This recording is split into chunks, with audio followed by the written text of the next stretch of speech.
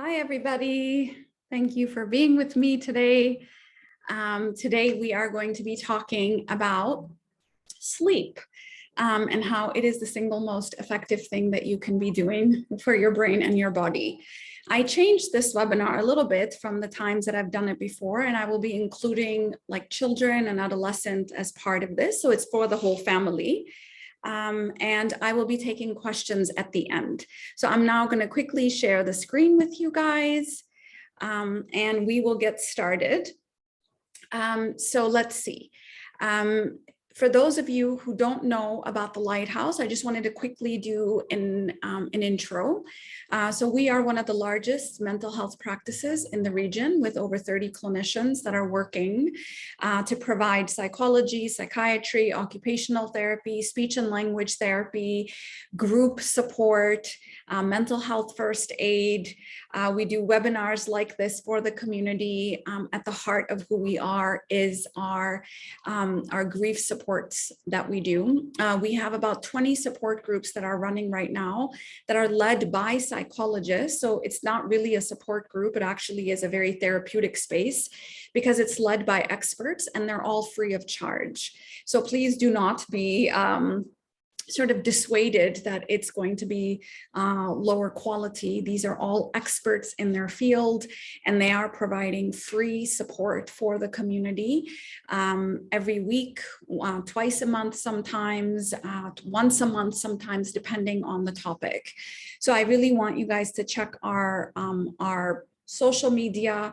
We're on every channel, including TikTok, and also our website for more information on that. All right, so let's get started. So what if I told you that there was something that you could, you'd have to travel maybe 3 days by foot, and when you get to that land, you will find there an elixir. And this elixir is actually going to help you. It's going to, prevent you from cognitive decline, things like dementia and Alzheimer's. It's going to help you with your learning, your memory. It's going to help your mental health. It's going to help you with your immunity. It even helps with things like your beauty. It actually helps you with your insulin and, insulin control. It helps you regulate your temperature. It helps you regulate your weight. It helps you regulate your creativity. It helps you actually be more creative as a person. What if I told you that there was something that you'd have to walk by foot for 3 days, and there you will find this elixir, and if you take it, you'd have to drink it every day, and you will be able to have all of these things, including longevity. This is about mental health. This is about lower anxiety. This is about more zest and engagement with life. Would you do it? And I think most people would say, yeah, I would for sure do it. And, it's good that we don't have to walk 3 days by foot to get to this place. It actually is, you have to sleep every night. And if you think about evolution has actually, taken out all the things that are very irrelevant for us human beings over the thousands of years. And, we are extremely vulnerable when we are sleeping. We are not mating, we are not eating. We are very prone to threat at that point because we are, dead asleep, literally. So why did evolution go to great lengths to keep us sleeping for a third of our lives? And that is because sleep serves a very, very important function in our lives. And this is where I think if you walk away with one thing after this talk, I want you to walk away with this, which is sleep is not only rest. Sleep is a highly, highly active state in which our whole body is going under all sorts of, reconstruction, rehabilitation, regulation, recuperation, healing. All of that is happening when we sleep. And when we don't sleep, all of that is not happening. And that is where illness is on a spike. That is where mental health issues might be on a spike. This is where diseases may be on a spike. So we need to think about how we need to take our sleep seriously as we take our day. And for me, and I will tell you guys, I'm one of those recovering, type A personalities, which is I'll sleep when I'm dead kind of mentality until I realize that I'll be dead a whole lot sooner, or I will be sick, even if I'm alive, if I don't take my sleep as seriously as I take my days. And so began my journey with sleep. And I will be telling you guys all about how to get a good night's sleep, all tried and tested methods that I have engaged in, and they call me the sleep executive for nannies. I have 3 teenagers and a 7-year-old at home. This is something that we all abide by. So this is not just something I do, but my husband, who's also in a very high stress job, also abides by these things. So I really would recommend following through with some of the things that I will share with you at the end there, which is the deconstructing sleep and then getting a good night's sleep. So I'll take you guys through these 4 things today. All right. So the first thing is, let's talk about the state of affairs. Well, according to Matthew Walker, who is a sleep researcher at UC Berkeley, he says we are in a catastrophic sleep loss epidemic. Now, this is not something that started in COVID, because this word epidemic, pandemic all sounds like it started maybe 2 years ago, but no, this has been going on for at least, I would say, a decade, if not longer, where it's been a progressively sort of declining in our sleep, in the quality and the quantity of our sleep. Anything less than 7 hours is considered insufficient sleep or sleep deprivation. Now, I know a lot of people are like, what is this lady talking about? I only need 5 hours of sleep. Well, hopefully by the end of the talk, you guys will have changed your mind. So the World Health Organization labels night shift work as a natural carcinogen. A carcinogen is anything that produces cancer in the body. And so night shift work, if you guys are not managing the daytime and you're not flipping it, and if you are not part of that 25% that is actually a night owl, it actually can be very detrimental to your health. So if you are in a night job, then you really need to be super, super thoughtful about how you spend your day, as well as maybe thinking, is this job right for me? Because I am not a night owl. So for example, I am an early lark. I'm one of those super early birds. So there's the early lark, there is the night owl, and then there's the third bird. The third bird usually wakes up around 7, 8 a.m. But that always almost feels like it's too late for me. Like my circadian clock is not actually wound up that way. But there are some people, and I actually know one person in my life who is a night owl. They just function better at night.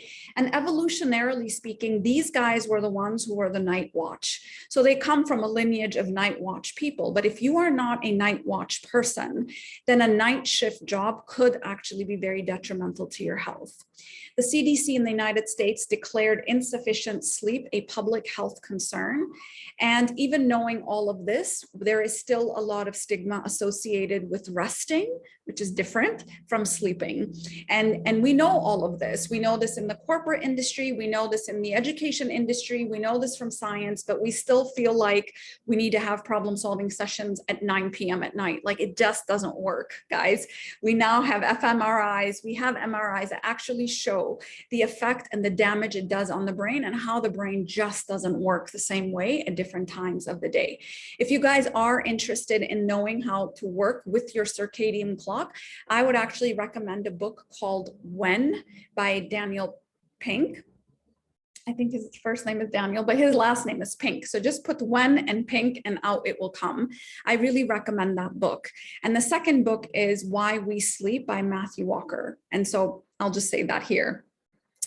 Another thing to know about teenagers, the American Association for Pediatrics estimates that sleep problems affect 25 to 50% of children and adolescents, okay? So about 50% of children are struggling with sleep issues, and 40% of adolescents are struggling with sleep issues. 25% of children 5 years or under are not getting adequate sleep. How much sleep? I'll tell you guys in a bit, but I can say for a fact that most of the people I know that have 5-year-olds or under, they're not getting adequate sleep because they're not, they're sleeping at 9 o'clock or 8:30, and that's just not when they need to be going to bed if they're actually going and waking up early to go to nursery or preschool. And then the AAP actually considered chronic sleep loss in adolescents a public health concern. And with the rise of technology and with the rise of academic pressures, I think this is something that we are seeing a lot of. And actually, there are some schools in California now, and it's starting on the West Coast in the United States, where they're actually moving some of their timings around to get adolescents to sleep in late because they realize that their circadian clocks are a little bit wound up differently. I'll tell you guys about that in a little bit. But that's kind of what's happening in the world. No one is getting the sleep that they should. And even if they are sleeping, they're not getting the quality of sleep that they should. So sleep is the single most effective thing that you can do for your brain and your body. And the bridge between despair and hope is a good night's sleep. So really, it actually is the best thing that you can do for your physical body as well as for your mental body if you are trying to recuperate from something. If there is a surgery, if there is an injury, if there is a problem that you can't solve, if there is an issue that you're having, sleep is going to be the best thing that you can do to actually allow your body and your mind to do what it needs to do. So I'm going to now start deep diving into some of the things. But let's first zoom out and just put this slide out there and how sleep, when people think sleep, they think, oh, honey, go get some rest. No, it's not, oh, honey, go get some rest. It actually is, oh, honey, go get some homeostatic restoration, tissue repair, immunity repair, immunity regeneration, lymphatic system operations, memory processing, emotional regulation, learning consolidation, creativity. All of that, guys, is happening when we are sleeping. When we don't get our 7 to 8 hours of sleep as adults, these are the issues that we are now at risk for: obesity, heart disease, diabetes, high blood pressure, Alzheimer's, emotional regulation, stroke, cancer, hyperglycemia, poor mental health, higher mortality rates. Now, we all know, I think if we just do a little bit of a, sort of a scan of our personal lives, we all know someone who is struggling with one of these things, right? And why is that? Why is it that when we were younger, we didn't know as many people that were struggling with these things? We have to know that the body is a very sophisticated machine, but it actually is a very fragile machine also. One thing goes off and all systems can, it's almost like a domino effect that goes off. So that's why sleep is one of the most effective things that you can do to heal and to regulate all of these systems that are at play. There's no point in, exercising as much as you do or doing as much as you do when you actually are not recuperating from that. So you will never have an athlete who's not obsessed about their sleep. Find me one athlete who's not obsessed about their sleep. Find me one sort of Olympian in their field when it comes to whether it's in the corporate field, whether it's in the creativity field, innovation field, technology field, who's not obsessed about their sleep. I don't know anyone. And so that's going to be an important element of how can I be functioning at optimal in all my ways as I age. And just because you're aging doesn't mean your body starts to crumble. Actually, we know people that are aging and they're very zestful and they're very engaged with life and they're very healthy. And so what is their secret? One of their secrets is going to be that they take their sleep very, very seriously.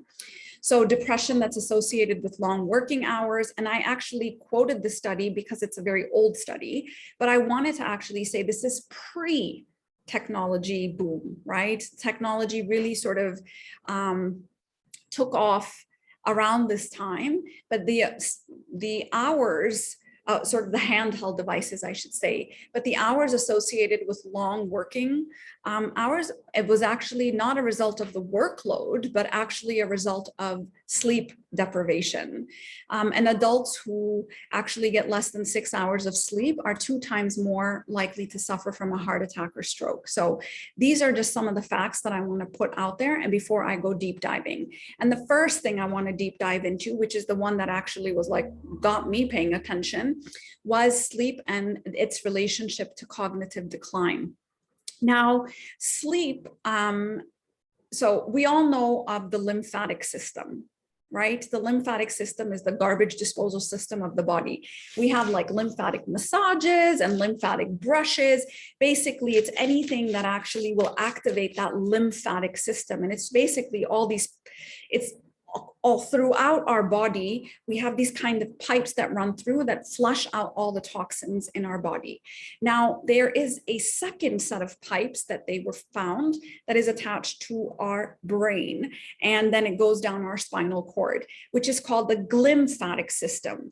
Now, the glymphatic system actually only activates in deep sleep. Okay, so it's not when I take a nap, it's not when I'm having rapid eye movement, it's not when I'm massaging my lymphatic system. It only activates in deep sleep, the dead sleep, which I'll tell you guys about. What happens when we go into deep sleep is there's a power washer that comes on. So there's like a shrinkage that happens in certain parts of the brain, and then there's like a washer that comes on and it washes out the sticky substance, beta amyloids, tau proteins that are built up in your brain every single day. Just like if you don't brush your teeth, you'll have a plaque built up on your teeth. The same kind of plaque will get built up in your brain every single day. But when you go into deep sleep, power washer comes on, plaque gets washed out, and it gets drained out from your spinal cord, and you're good for the next day. When people don't get the 7 to 8 hours of quality sleep, so they've even done studies where they had mice actually sleep or had disrupted sleep, and they actually had a build-up of that tau protein. So they might be getting 8 hours of sleep, but they're not getting the quality sleep. And then they had people actually sleep, human beings actually 1 night of sleep will have a buildup of this tau protein. They took a spinal tap and they actually were able to glean that this is actually building up even in 1 night. So even 1 night will start to build up that plaque. And if you can imagine across the course of the many years that we're not getting the sleep, we're going to have cognitive decline because that plaque is building up. And it actually will go after the hippocampus, which is our memory center. For me, this was the most compelling reason for me to go to bed and make sure that I get good quality sleep, because even 1 night of insufficient sleep can actually increase the plaque in your brain. And insufficient sleep is the single most significant lifestyle factor determining whether or not you will get Alzheimer's. It's not genetics, guys. Only 2% of people that have Alzheimer's is due to genetics. The rest is all lifestyle, and exercise and sleep being the 2 most important components. Exercise is neurogenerative, but sleep is actually where the washing out and the cleaning up is happening in your brain. There are 2 heads of states that actually used to say, well, I only need 5 hours of sleep. And, you know, I operate best on 5 hours of sleep. And that was Margaret Thatcher and Ronald Reagan. They were very public about their need for very little sleep, and they both got Alzheimer's. And so the lessons are out there for us, and we really need to be paying attention that this is a really serious issue, and more people are being diagnosed with early onset dementia, early onset of Alzheimer's as a result of, I would say, a very unhealthy lifestyle, one of the core issues being poor sleep. The second thing is about sleep and creativity, learning, and memory. Now, I want you to think about your brain as being, as having a USB memory drive, okay? Every morning we wake up and we have a USB that is taking in all sorts of information. And when we go to sleep, there is a lot of stuff that's happening in deep sleep where we take the USB and we plug it into our long-term our cortex. So we take it from short-term memory and we are learning and we're dropping it into our long-term memory, into our cortex. This is where consolidation is happening. If I don't get sufficient sleep, which is the 7 to 8 hours, because our body has to do all sorts of things at that time, the USB stick does not empty out. So that means I have a half full memory stick, so I cannot learn as well the next day, but also means that I actually did not retain what I learned and didn't consolidate what I learned. That means I cannot recall what I learned because half of that stick was still not downloaded into my long-term memory. So deep sleep is very important for acquisition of new learning, consolidation of that learning that you did in the day, and recall of that. Now, this is important for adults and very, very important for our children who are having to learn a whole lot of information every single day. So that's what happens in deep sleep. But what about REM sleep, which is different from deep sleep? REM sleep is where the associations happen. This is where magic happens. Remarkable creative insights into previously impenetrable problems happens in REM sleep. And that's when divergent thinking happens. So let me give you an example. I can learn about frameworks during the day. When I go to sleep at night in REM, my brain is going through anything that is related to frames. It could be, it's like if you Google frameworks, all sorts of things will show up in, page 1, page 2, page 3, but page like 90 of Google will have like sand. And you'll say, what does sand have to do with frames? But it has to do with glass, and glass is part of a frame and picture frame. And so weird associations get made on page 90. That's what REM sleep is good for. And that basically divergent thinking equals creative thinking. So if you want innovation, if you want creativity, if you want magic, that's where it's going to happen. And sometimes people actually, and artists have said this, where they go to sleep and they ask their psyche, oh, solve this one for me. And they go to sleep and boom, out comes this most amazing, dream, or right when they're waking up in that liminal stage where they say, oh, I think I know it now. That's when they actually will have the answers revealed to them. So REM sleep is equally important to your learning and your memory, in that it actually ties it up to all sorts of weird associations, i.e. creativity. And people, so just 2 facts for you to maybe share with your kids, but also for yourself, that people who pull these all-nighters, and I know lots of people within law firms, consulting firms, and who do these like all-nighters, there's a 40% drop in your learning the next day and your ability to engage the next day. So you're not just compromising your quality beyond a certain clock hour, but also the next day you are of no use. I actually will get really upset with anyone who sends me an email at like 10 p.m. or 11 p.m. because I know the next day they are not going to be good for me. And I recently was jet lagged and I wrote an email at like 4 a.m.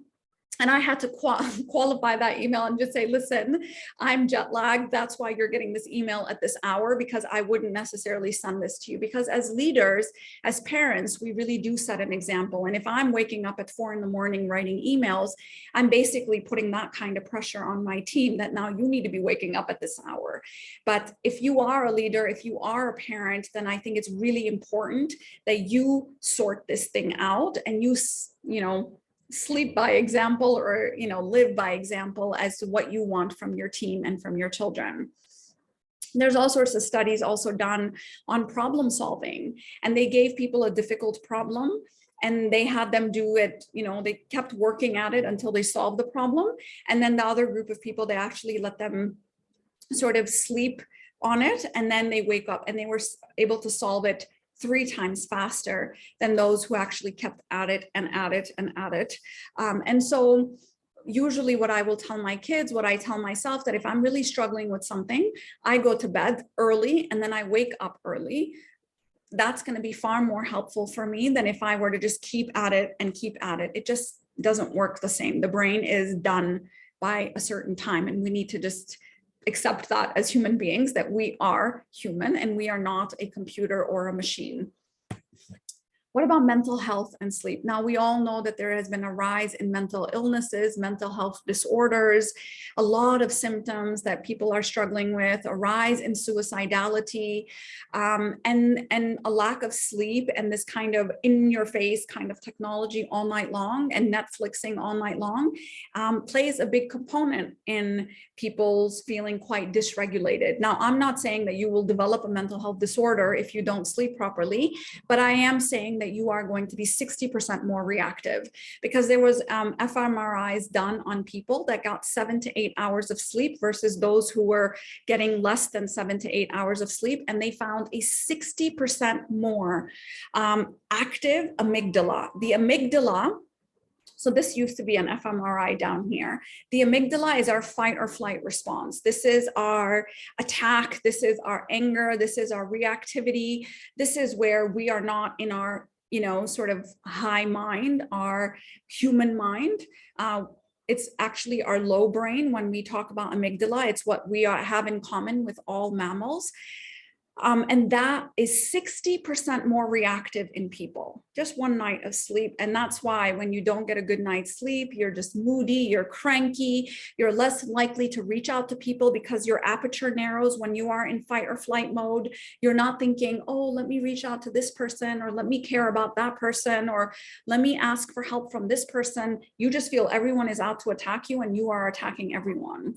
You actually read things wrongly. So if someone doesn't wave to me, my immediate reaction, because I am more reactive, it's going to be, oh my God, I'm going to get fired. She didn't wave to me, and she's been off with me. And immediately we move into a downward spiral. And imagine if you're doing 2, 3, 4, 5, 6, 7 days of this kind of poor sleep, this can become almost a state that you live in, where you're misreading social cues, you're anticipating things that are not necessarily there. You're engaging in poor judgment, even moral judgment, more likely to have affairs, more likely to have the chocolate cake, more likely to do things that you wouldn't necessarily do if you actually had a good night's sleep. People more likely to drink and abuse certain substances when they actually haven't gotten a good night's sleep, because they're reward seeking, because they just don't feel good. And so they make very poor decisions based off of that. And that, you can imagine that can become almost a way of life. And that way of life then becomes a state, a phase, and then it can become a disorder. Because if you go on 1 week, 2 week, 3 week, 4 week, now we're in the state of a disorder, and that can become really, really unhealthy. And there's not a single mental health disorder that I'm familiar with, at least, that doesn't have a sleep component in it, whether it be depression, whether it be anxiety, whether it be psychosis, whether it be Alzheimer's. It all is, sleep has an impact on that. So it's like a two-way street where one is impacting the other and vice versa. Like they're both feeding into each other. So it's really, really important for your mental health as well, and for the mental health of our children to be able to do that. Immunity is also a really big topic because of COVID and these vaccines that we take and the flu shots that we take. And even one night of 4 to 5 hours of sleep, our natural killer cells decrease by 70%. So what does that mean? A human body, let's just say we have 100% of these little armies in our body that go after diseases and cancers and viruses all day long, every day. Every single day, our body produces some sort or interacts with bacteria, virus, or produces cancerous cells. Okay, all of our bodies do this every single day. Now, when you have 4 to 5 hours of sleep, there is a decrease of that army by 70%. That means 70% of these guys are sleeping, while only 30% of these guys are showing up and actually fighting the good fight and keeping your body healthy and away from disease or virus or bacteria or COVID or cancer, etc. And there were all sorts of studies done with sleep and cancer. And they found that, when they injected mice with, malignant tumors, they found that there was mice that actually didn't get the good quality sleep. There was a 200 times, so 2 times increase in the speed and the size of the growth of these cancers. And you're 4 times more likely to catch a cold if you sleep 5 hours or less. Even vaccines. So the night before you take a vaccine or the booster shot, you actually need to sleep that 7 to 8 hours in order for that vaccine to actually take effect to its full maximum capacity, which is something that I'm so surprised that people don't talk about. That, we talk about get a good night's sleep before you take the SAT, or get a good night's sleep before you take an exam or whatever. But we don't actually say get a good night's sleep leading up to the time of a surgery, because your body needs to be fully in effect and, not inflamed or not compromised before going into surgery. Or get a good night's sleep before you take the vaccine in order for the vaccine to actually go into full effect. We don't talk about these things, which is really shocking to me. So I'm telling you here that your vaccine will not have full effect if you did not get a good night's sleep before you took the vaccine. There was also some studies done on healthy women where they had them sleep 6 hours for 1 week. And they found over 700 genes changed in their expression. And this is the beginning of a disorder in your body or a disease in your body. So 1 week of 6 hours of sleep or less can actually compromise that gene expression. So we want to really, really make sure that we are taking care of our bodies and not compromising its ability to do what it naturally does. Like I said, our body is very sophisticated. We have survived on this rotating planet in the middle of the universe for hundreds, thousands of years, right? And that is because we moved with the sun, we set with the sun. Only until the advent of electricity did we actually start to stay up in weird hours. And even then, it wasn't such a common thing in people's homes. But now with electricity and now this blue light, which is even worse than just normal electricity, we actually are really causing havoc within our body. So we really need to go back to the way things were and sort of rise with the sun and set with the sun, because it worked for very, very long. It worked for a very long time on this planet.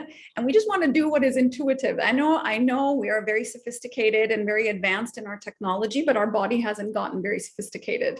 It's pretty much what it was hundreds of years ago.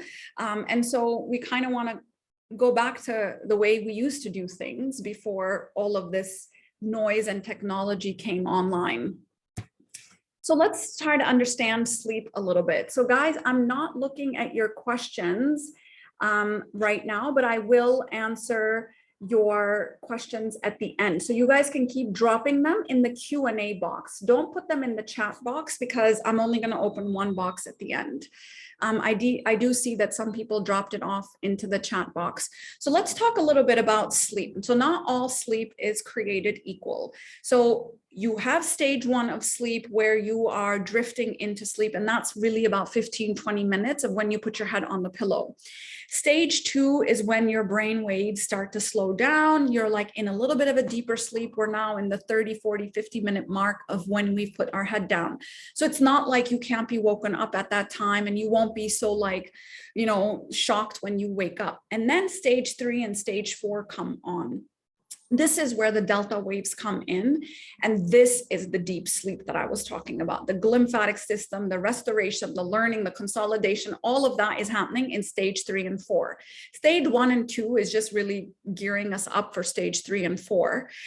And then comes REM sleep, which is where our breathing becomes shallower and more irregular, and where our eyes are sort of doing this rapid eye movement. This is the REM sleep, which is the dream sleep. So this is when we're dreaming. In stage 3 and 4, we usually are not dreaming. We're literally dead asleep. This is when literally your whole body shuts down, or I shouldn't say, your brain shuts down and your whole body says, all right, guys, let's go in and do what we need to do and heal what we need to heal and calibrate what we need to calibrate and regulate what we need to regulate. That's happening in that stage. And then comes the REM, where a lot of the learning and memory and creativity magic is happening, okay? We move through these cycles many times in a night. Now, the earlier part of the night, you move in through slower stage 3 and 4. So there is a old wives' tale which says that the sleep before midnight is twice as good as the sleep after midnight. Now, not so much. We still need the sleep after midnight, but For example, if you are recuperating from a surgery, or if you are an athlete, or if you really need to heal your body and all of that stuff, like the sleep before midnight is going to keep you in that stage 3 and 4 longer. So you go in from stage 1, 2, and you stay down in 3, 4. And then you come up to REM. So you move slower, and these 90-minute type of cycles will happen. Now, in the later part of the night, so let's just say around 3, 4 a.m., you're going to move through more cycles and you're going to stay longer. So I think almost 75% of our REM sleep is happening in the later part of the night. Now, a lot of times I've heard people say, well, I go to bed at 8 and I wake up at, 3. Okay, don't do that, because that's not how we did it back then either, right? We need REM sleep, guys. So you want to have a healthy balance of before midnight as well as after midnight. So you do want to have maybe, go to bed around 10. And that seems like it would be a good time, 9:30, 10 o'clock. And then you want to wake up around 4:30, 5 o'clock. That's okay. But you can't join the 5 a.m. club if you're not part of the 10 p.m. club. Like, that's a fact. And so you want to give it your equal balance on both sides of midnight. But if you are going to bed at midnight, you're now compromised on the deep sleep side, and you're going to get a lot more REM sleep, but you're going to wake up hitting that snooze button a lot because you didn't get that deep restorative sleep that you needed. Okay, so that's kind of how the sleep cycles work. You need all of them. Now, let me teach you a little bit about circadian rhythms. These are your best friends, guys. This is your internal body clock. You've got to move with the clock. It varies person to person. And like I said, there is the early bird, there is the night owl, and then there's the third bird. You need to figure out which bird you are. But if you're not the bird that you're living according to, then you're just causing more, stress on your body. So figure out how you operate best. I remember when I was in college, like I was like one of 4 people who would show up for the 7 a.m. class because I learned best very early on. And then there would be like a dip in the period, like usually 2, 3 o'clock. I'm like, don't even talk to me. At that point, I don't want to learn anything. I don't want to see anyone's face. I don't want to do anything. So I'm really affected by the circadian rhythms, and I'm very much affected by the sunlight. Your circadian clock is really impacted by sunlight. So if you are trying to regulate, such as me, your jet lag, you want to get out in the sun as fast as possible as soon as you land in the country you're landing in, because that's sending a signal to your internal clock that this is day, that is night. Now, what's happening with human beings and why there is such a sleep loss epidemic is because of the electricity and the blue light. Okay, the blue light is in all of our devices except for the Kindle, which looks like it's from 1932, because it has no blue light behind it. The blue light is the same light that the surgeon has over their head, and that basically says, do not release melatonin into this brain. Melatonin is not the sleep hormone. Melatonin is the darkness hormone. Melatonin is only released when the sun sets and the brain says, I'm about to start releasing melatonin into your brain, so you can start to ease into that sleep. Naturally is released in our body. We do not need supplements for melatonin. If you take supplements, I'll talk about that in a little bit, but melatonin starts to get released in your body when the sun sets. Now, if you are staring at a blue light screen and you don't have blue light blocking, screen protectors or glasses, basically the signal is being sent to your brain that's saying, do not release melatonin. It's still sunlight outside. So that's where most of our human beings are suffering, is because the brain is not getting the signal as it would have if there was no electricity. Because we would naturally be sitting in the dark. Maybe there's a candle. That's not enough light for me to actually stay alert and awake. So that's where most of us are struggling. Now, most people will experience a dip in your energy, and that is due to circadian rhythms. It's not because you ate lunch, or it's not because you had a salad. although it does impact your energy levels, but there will be a slump in the middle of the day, which is between 1 and 3. You don't want to do any hard thinking at that time because your circadian rhythms are at a low, and that's when you want to almost do some brainless activity like answering emails or, checking on things that you need to check on, but not necessarily analytical things. A lot of times, a lot of hospitals will make mistakes during this time. That's why all the surgeries are early in the morning. That's because we are switched on earlier in the morning, unless you're that night owl, and only 25% of the people on the planet are night owls, by the way. And so there is a strong desire to sleep. Don't sleep, don't take caffeine at this time. Get out in the sun, send the signal to your body that's saying it's still day. No need to take a coffee or a nap at that time, because you do mess up on your sleep.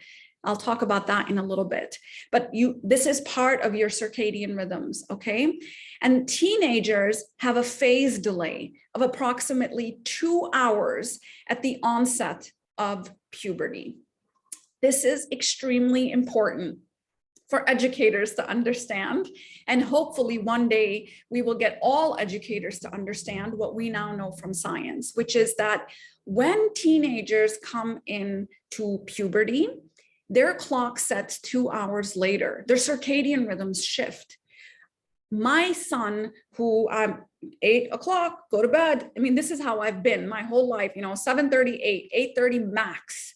He cannot for the life of him go to bed until 10.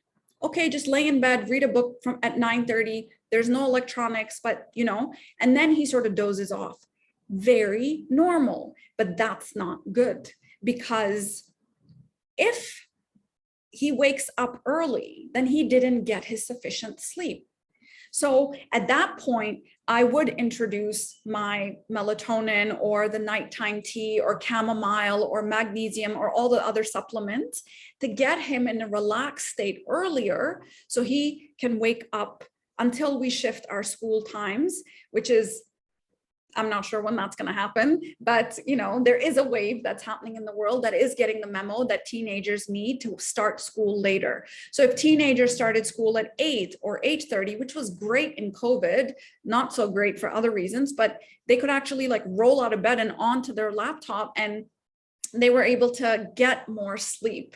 And that was a blessing for a lot of my kids who are in that space right now.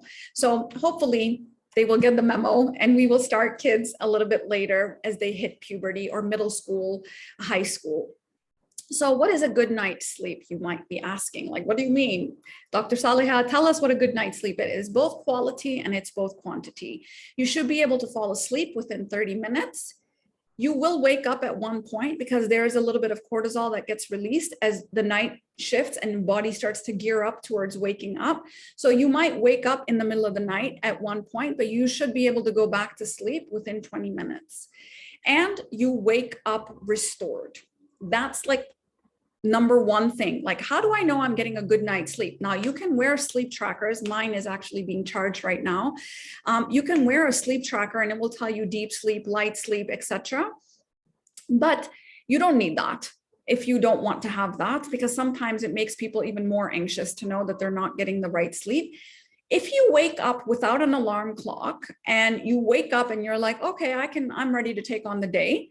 Okay, you got good sleep. But if you keep hitting that snooze button and I can't. Okay, now you're not getting the right sleep. So something's off.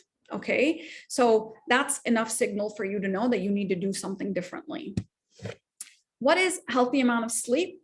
Well, here it is. You may want to take a picture of this. So kids sleep a lot.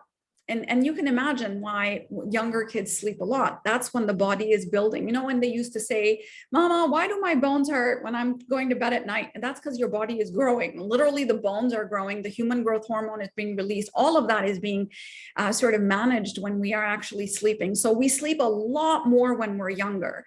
For women who've experienced pregnancy, in the first trimester, it's you're completely knocked out because your body is constructing a lot more at that time. So you need a lot more energy. So you're just tired all the time. As you get older, you need less and less sleep, but 8 to 9 hours is what we're looking at for our teenagers. I actually don't know many teenagers who are getting 8 to 9 hours, except maybe mine, because I'm a little bit sleep obsessed. And you know what? I will compromise on their grades. I will compromise on whatever I need to, because for me, their health and their mental health is actually super important. And so I actually will tell them, go to bed early, wake up early, we'll work on the weekends, whatever we have to do, but don't compromise on that, because I have 2 athletes and one person who is, a very sensitive teenager, and I need all of them to be just recuperating and not getting injured mentally or physically. After about 18 years of age, you need 7 to 8 hours of sleep. Now, people have asked me, well, what if I get 9 hours and I'm 30? Okay. As long as you are waking up restored, that's fine. As long as you're not, doing weird things before you go to sleep, or taking substances to go to sleep, then it's okay. Then that's your natural clock. It does vary an hour here or there for people. Okay. So don't hold this, but you do need 7 to 8 hours at least. Now, I am like a 7.5 hour, sometimes 8 hours. And I know when my body is fighting something. So I haven't had the flu, and I think I was 21 when I had the flu. I haven't gotten COVID yet. And that's not because I'm not going out or anything, but I really obsess about my sleep, and obviously do all the other things as well, like wearing N95s, etc. But I think it's super, super important that I go with my body. I also haven't used an alarm clock since I actually don't remember the last time I used an alarm clock, unless I was on a 3 a.m. flight somewhere. But that's kind of like, I naturally will wake up, and some days it's 7 hours, some days it's 8 hours. I kind of move with that, but I give myself enough time in the morning to not be rushing into something. So that's how you want to be thinking about your sleep. It is a natural thing that we do, guys. It does happen naturally. We don't need to be sort of, forcing things. We do need to be aiding it. So how do you get a good night's sleep? Well, there are some myths, like counting sheep helps. Actually, it doesn't. Counting sheep actually makes things a whole lot worse. What does work is if you imagine yourself walking through your favorite city. I did that the other day when I was jet lagged. And I walked to the left and I walked to the right and I walked down the street and I walked where I lived in Zurich for many summers. And I, brick by brick and shop by shop, I saw everything. So in great detail, imagine yourself walking down the streets of your favorite city or your childhood home or something like that. And that actually will get you to sleep in, that's what they found in research. Don't ask me why. Ocean noise or white noise helps. It doesn't hurt and it doesn't help.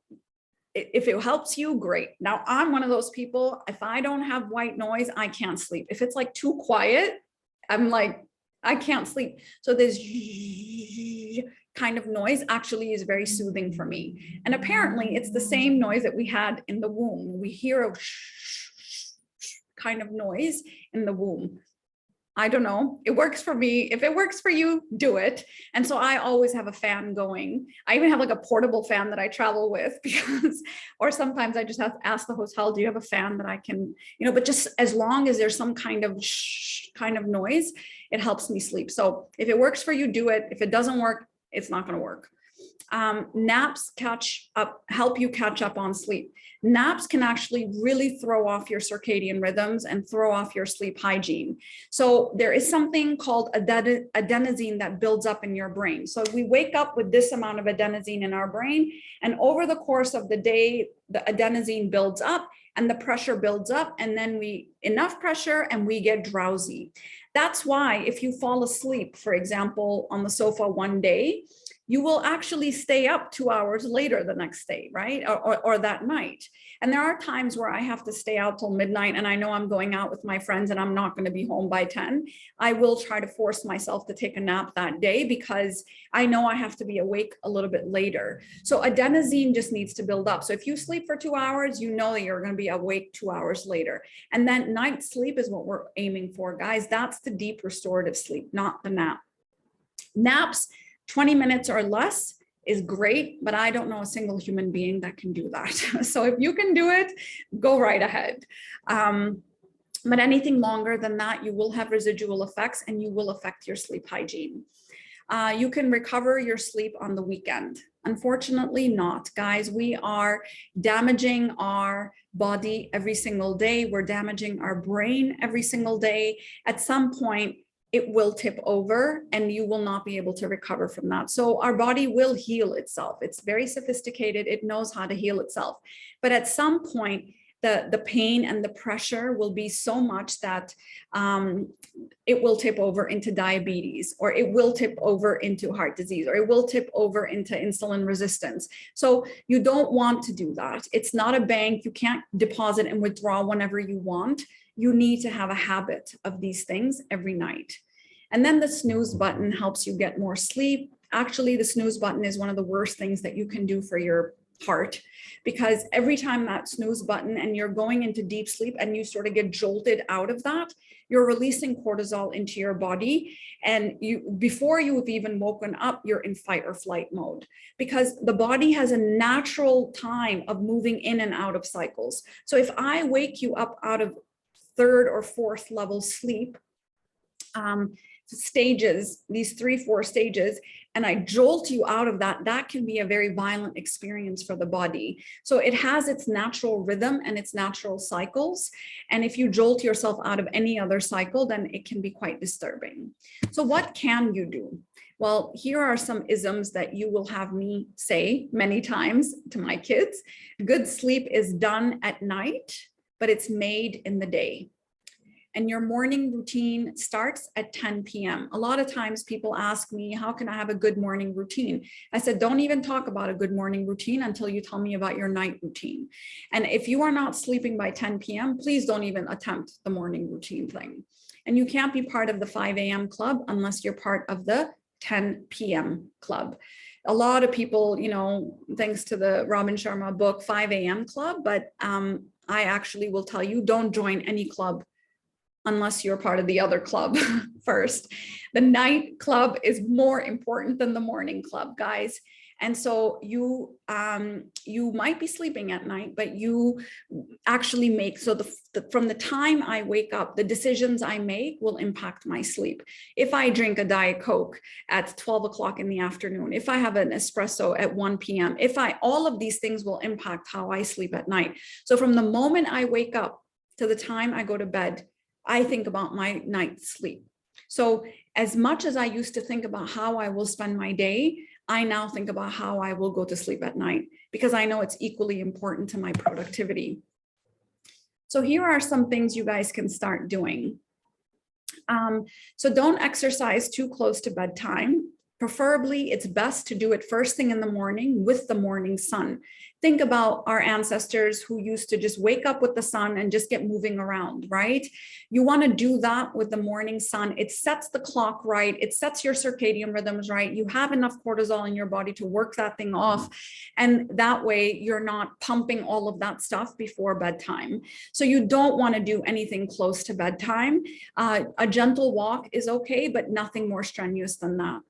You want to stop eating 3 to 4 hours before bedtime. Why is that? And people are like, oh, I eat and sleep just fine. You might be eating and sleeping just fine, but your body does not have the energy it needs to do to heal and do all the other thing it needs to do. So clean out your liver, the lymphatic, all of that stuff is actually happening at night.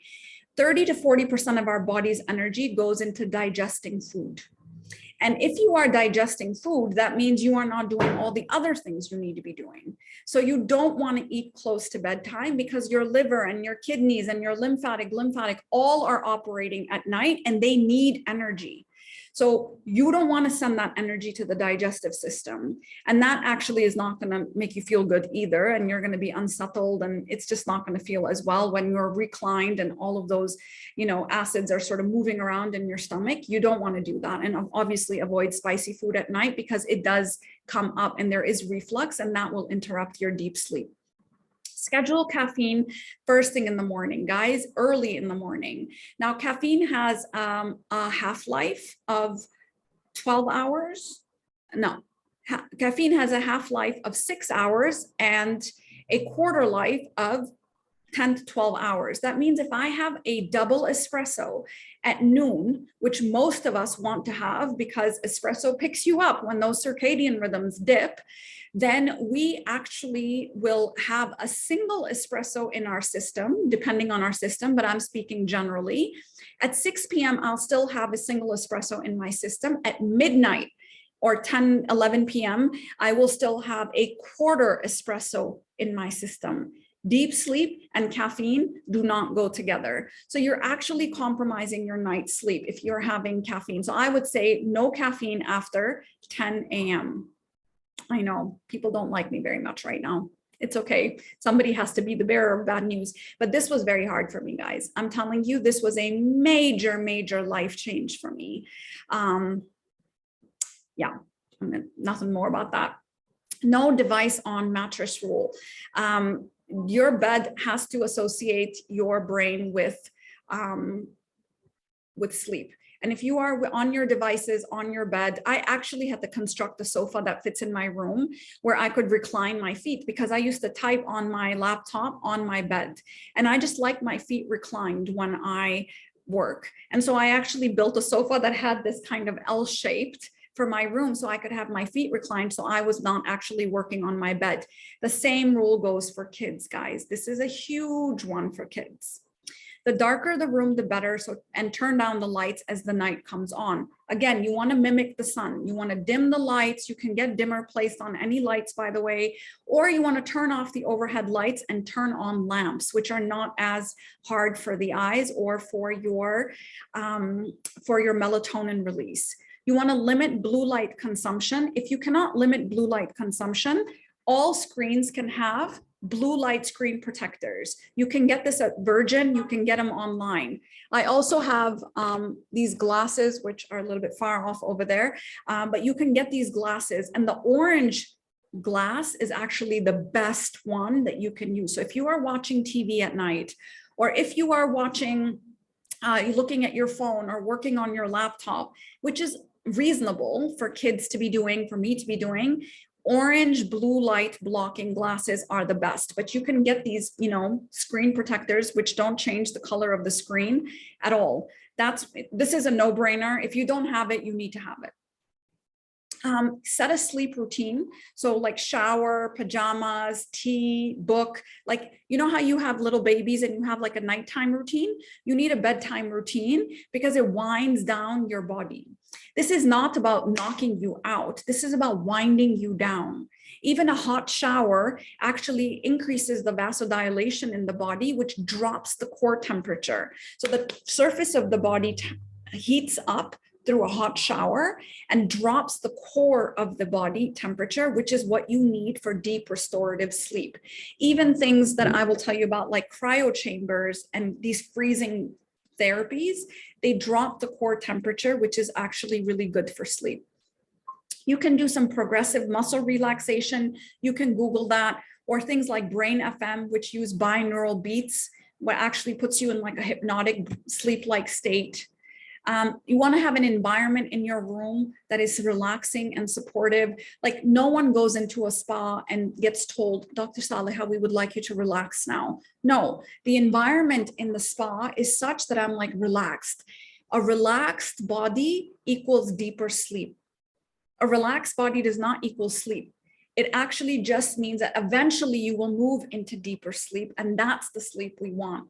Using things like aromatherapy, jasmine, lavender have all been shown to be helpful to put you in that relaxed state so you go into a deeper sleep, because we're all really wound up and sort of, high strung all day long. And then we expect ourselves to pass out and go to bed and get deep restorative sleep. It's not going to happen. There needs to be a winding down and a soothing and a relaxing, and then we sleep. You want to limit your alcohol. I know a lot of people say, well, what about a nightcap? A nightcap is a sedative. It knocks you out. It does not get you the restorative sleep. That's why whenever you have one of these nights out where you have been drinking, the next day you are not going to be feeling it. That's because your liver was overworked, your body just didn't heal, it didn't do what it needed to do because all the energy was spent in detoxing your body rather than regenerating your body, but also because you were knocked out, and it really impacts your REM sleep. It's like you're waking up so many times in the middle of the night, but you don't know it because you've been knocked out. It literally knocks out your cortex. Same thing goes for sleeping pills. Sleeping pills are not the first line of treatment for sleeping disorders anymore. They actually are used in the last sort of resort because they will have you do all sorts of other things, because they found that while sleeping pills or alcohol might knock you out, it doesn't get you that deep sleep.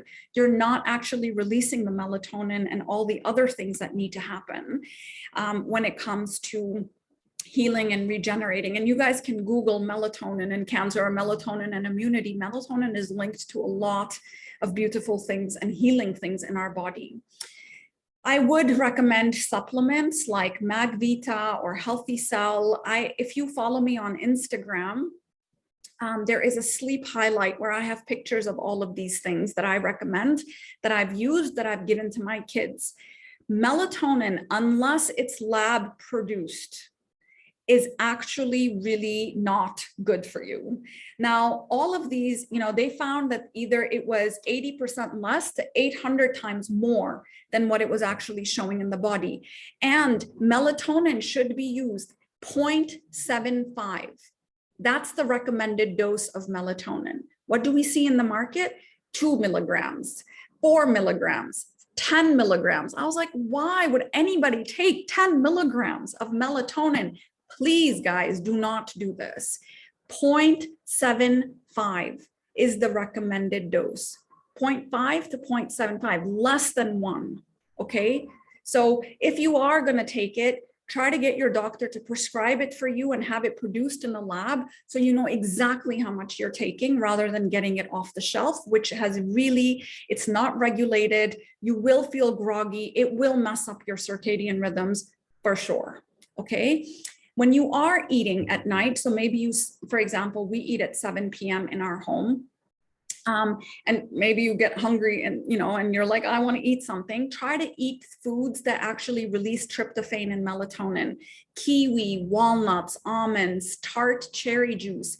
These are all things that actually release tryptophan and melatonin in your body. Tryptophan is also in turkey, which is why we all feel so sleepy after Thanksgiving. Warm milk has tryptophan, although I don't recommend drinking warm milk, but actually warm milk warmed up actually releases tryptophan, which is why people used to give it to you as a sedative. But avoid milk at night and try to do these things instead. I highly, highly, highly recommend Pukka teas. I don't get paid to say this, guys, but the nighttime tea, they're relaxed tea, they're 3 chamomile tea, all decaffeinated, and they really are medicinal grade organic teas, and they knock me out. Like sometimes it's a double tea bag. And again, they really just relax me. I have a very tense, hyperactive mind. And what that does is it just drops me into a calm state, and then I doze off into sleep. So it is not a sedative, it's a relaxer. And that's what we want, is a relaxed state. And then lastly, I really recommend cryotherapy. So cryotherapy is like those chambers that you walk into, not those capsules where your head is out. I don't recommend those because those are a bit weird. But walking into a cryo chamber where the temperature drops and your body temperature, like ice therapy, cold therapy is actually really good for reducing inflammation, but also helping you, your core temperature drops, so you actually are more relaxed and your body is more relaxed. Meditation, not before you go to sleep, but breath work is amazing for sleep. There's an app on my Instagram today called Breath Work that I recommend. I actually recommended it today. And they have a sleep breath cycle. So they'll make you do these sleep breathing exercises, because the breath can actually alert you, it can make you concentrate, it can calm you down, it can put you in a meditative state, or it can make you sleep. So there's many types of breathing exercises that you can do. So not all breath work is created equal. Another thing, when people say, I start to overthinking at night, what should I do? Writing it down and trashing it, research has shown, is really good.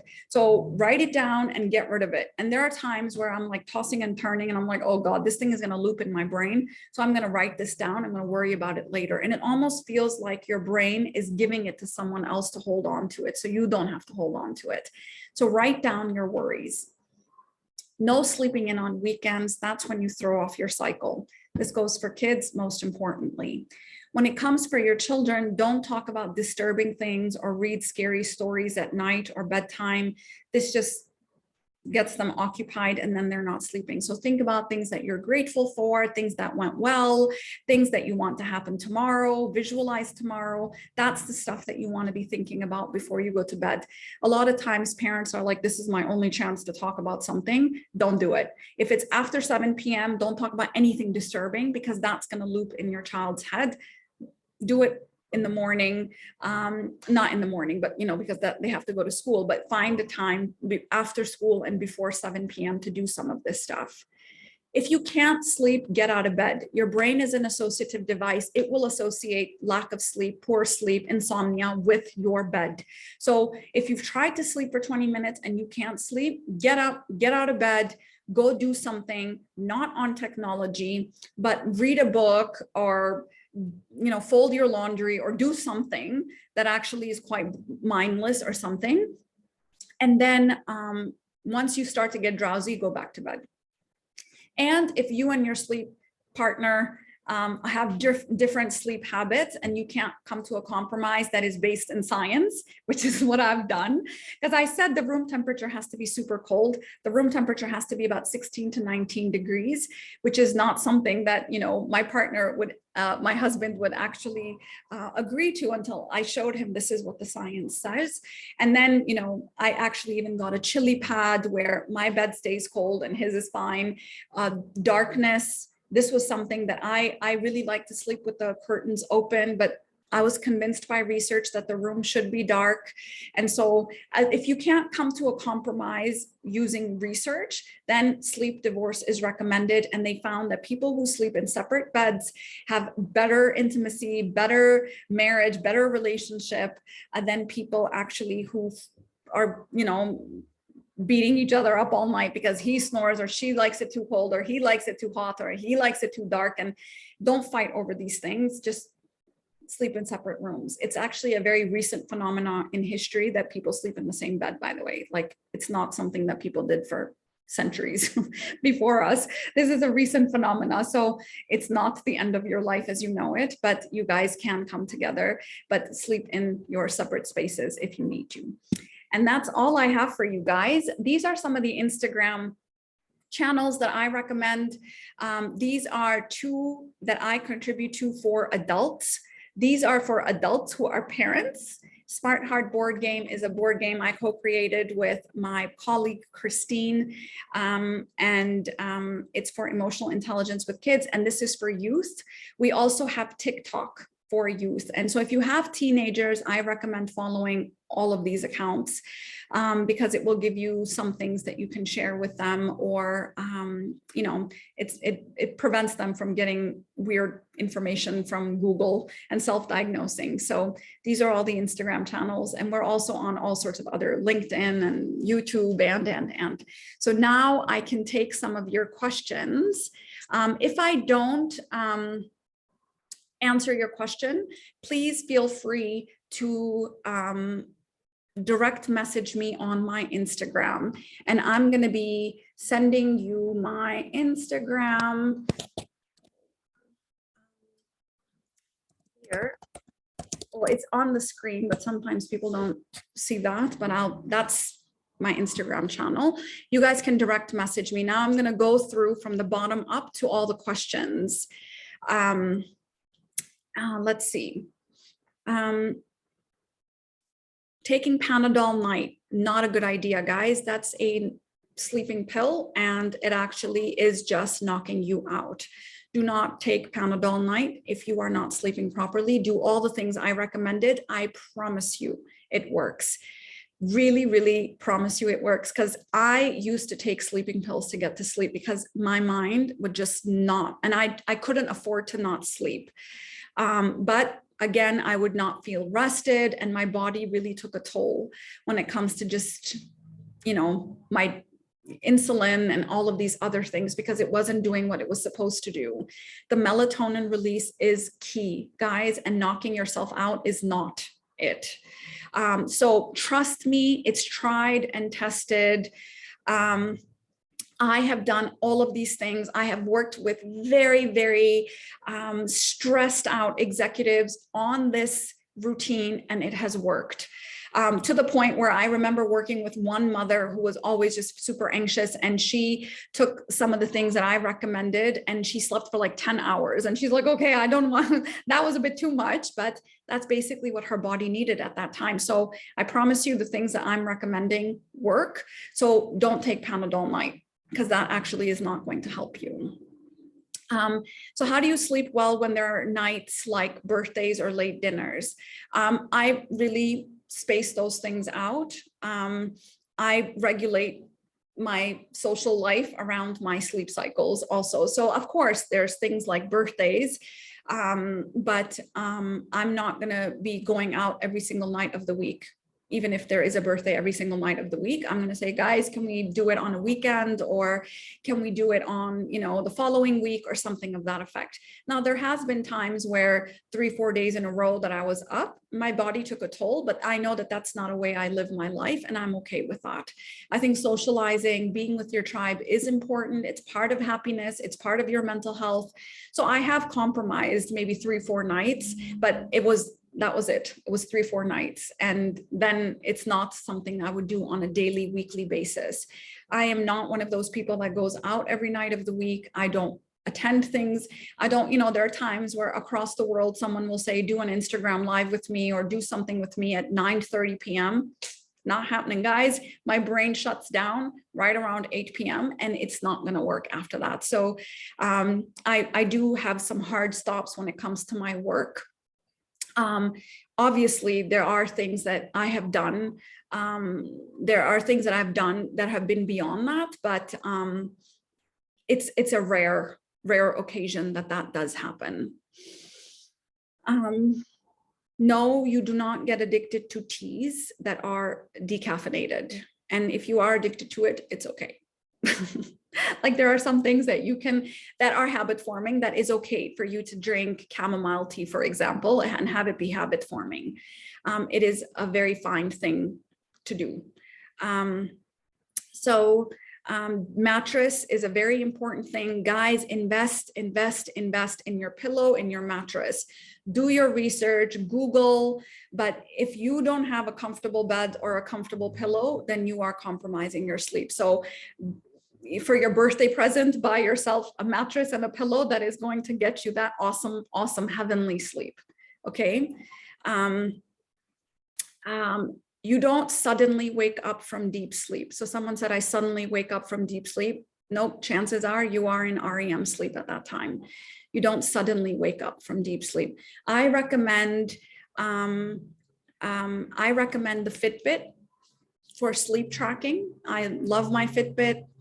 I usually don't look at the sleep function very much because I know that I'm getting good sleep. Now, heart rate variability is an important factor. It is affected by hormones, but it also is affected by hydration. So if you're dehydrated, you are not recovering the next day as much as you could. So that's why, again, you want to live your life like an athlete. Okay, an athlete obsesses about certain things. They obsess about what they eat. They obsess about how much they move, and they obsess about how much they are hydrated. And that's because their recovery depends on that. So you want to obsess about these things and move your life around that. So you don't want to sleep, you don't want to be drinking, too close to bedtime, because then you're going to be up in the middle of the night going to the washroom. But you want to spend all day hydrating, coconut water and teas and decaffeinated teas and things like that. And then 2 hours before bedtime, you want to start drinking that nighttime tea. So you don't wake up in the middle of the night and have to, use the washroom. Let's see. Walking in the evening depends on how rigorous of a walk that is. 30 minutes before going to bed, I don't recommend any movement, because if your heart rate is increasing and you're moving into a cardio range, like, then you're not getting your body relaxed to sleep. So I recommend doing it first thing in the morning rather than last thing before going to bed. You don't want to get your heart rate up before bedtime. You want to, okay. Let's see, I'm going to stop sharing this so you guys can see me. Yep, sleep by yourself. That's good. Midnight snack, I don't recommend it. It's just a bad habit. Panadol night, I already answered that question. If a spouse snores a lot, I really would recommend that he or she do a sleep study and figure out the quality of their sleep, because they're probably not getting the good quality of sleep, and that is compromising their physical health at some point. If they continue to snore, then I would recommend that you sleep in another room. Because if it's compromising your sleep, then your brain is being affected, your lymphatic system, your learning, your memory, your immunity is being compromised because of them. So I would recommend sleep in a separate room. So what could cause waking up in the middle of the night? Sweating. So hormones can do that, but our body temperature does increase in the middle of the night. This is when our body is warming up to sort of wake up. So I would recommend that you actually keep your room very cool, or you sleep with a chilly pad. So it's like a cooling pad or a cooling blanket. Because everybody's body temperature rises in the middle of the night. So yours is probably, your room is just too hot, and that's actually causing you to wake up with these sweats. But it could be hormonal, it could be, premenopausal, it could be all sorts of things, but cool off your room, and that will actually reduce the night sweats. Audible podcast before going back to sleep. As long as it's not like engaging your mind, if it's relaxing to you, then I think it's okay. If it's a story that you're listening to and you sort of doze off to sleep, then I think it would be okay. I don't know the research, to be honest with you. I'll have to do the research on that one. Yes, the recording will be sent to you guys. And I'm going to keep talking until I'm maybe another 2 minutes. And then all the questions, guys, please send them to my Instagram. Okay. Let's see. Don't count sheep. So someone said, I try to get my 7-year-old to sleep, and I really would want to know how much technology he's using, what his diet is, how hydrated he is, how much activity he's getting in the middle of the day, because a 7-year-old should not have sleep problems. And so it depends on all of these things. If sugar, diet, food, hydration, exercise, all of these things impact how well they go to sleep at night. Don't count sheep. It doesn't work. It actually makes it worse. And have a nighttime routine as you would, so make sure they take a hot shower, and you put pillow spray, which is lavender, you soothe them, you relax them, and then they sort of wind down to go to sleep. So it's not like, hey, bedtime, and the house has been like, chaos, and then you force them to sleep. It doesn't work. It doesn't work. So you're going to have to do it a little bit differently. Let's see. So if someone gets up and can't go back to sleep, leave your room and go read a book. And then that will make you drowsy, and then you come back to bed. I think most of these questions I've answered now. So someone says, what are the factors when it's very difficult to wake up in the morning? It just shows that you have not gotten good quality sleep. And it shows that, you might have slept 8 hours, but you are not getting the quality sleep. So it's not restorative sleep. That means you need to do the nighttime routine. You need to relax your body and all the things that I mentioned to you guys. That is what you're going to need to do to increase the quality of your sleep. If you're drinking caffeine past 10 a.m., you're compromising the quality of your sleep. This is one of the biggest things that I've seen in this region. Like all these coffee shops, every time I drive by them, I'm like, oh my God, please let it be decaf. I'm like, but even decaf has some caffeine, you know, so you just don't want to be drinking any caffeine, any decaffeinated, nothing, green tea, all of that. I know it's like the 5 o'clock tea time, but like, no, drink peppermint tea and avoid any caffeine, because that will, even the slightest bit, if you're compromising your deep sleep, it's just a price that I don't want to pay. I don't want to pay. So I really would recommend that you don't do it either. All right, guys. I'm going to log off now, and I've talked on for too long, but you guys will get a link to this. If I didn't answer your question, please direct message me on my Instagram and I would be very happy to answer. All right, guys, bye.